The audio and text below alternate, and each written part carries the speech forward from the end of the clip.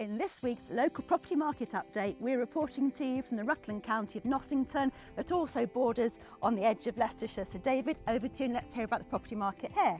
I've got no concrete stats this week Oh, on the no. village of Knossington, and that's probably because only 3 properties have sold in the past couple of years, which probably gives you an indication of the popularity of the village.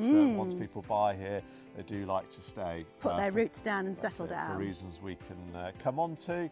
But here is an example of a property that sold a couple of years ago, truly unique, converted chapel. That sold for 700,000 within the past couple of years. Here's a picture of it at the front. You can see all those chapel characteristics. This amazing sitting room, which would have been the main part of the chapel. Really impactful space, I love it there. And then at the rear you can see these lovely open countryside views, which would give you a sense of the countryside this side of Oakham, which tends to be far more kind of undulating than when we go kind of closer towards Stamford. So what can you tell us about the amazing village of Knossington, Lottie? Well, architecturally, it's got a lovely mix of ironstone buildings and, of course, limestone as well. Mentioned back in the Domesday book, it's got some really lovely ancient links to it. We're, of course, stood here by the church. This is the Church of St. Peter's. But apart from that, it's got nice knit links also to education.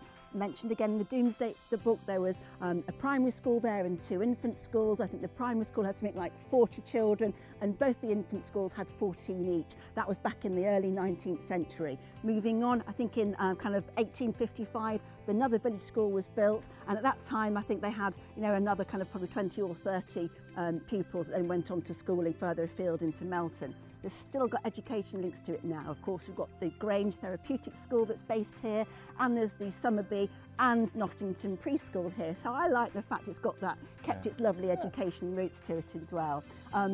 Modern day times, of course, I'm talking about the church here in Village Hall. We've also got the Fox and Hounds pub. That's a lovely hub for the village as well, and surrounded by all that beautiful countryside we've hinted on already. So lots of it, you know, really to make people want to come here. Countryside walks and pubs. Yeah, and you do feel like you are right in the middle of the countryside here. Yet you're only, you know, less than 10 minutes to Oakham and Melton.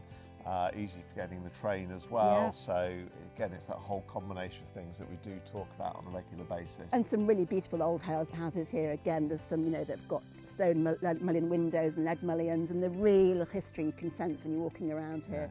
So why don't you come and check it out? And thoroughly recommend that you pop in for a pint whilst you're here. The pub does have an excellent reputation also for food, so do come along and have a look.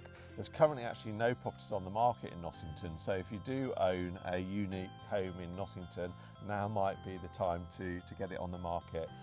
If we can help with that or anything else, then please do get in touch. If not, we look forward to seeing you next week.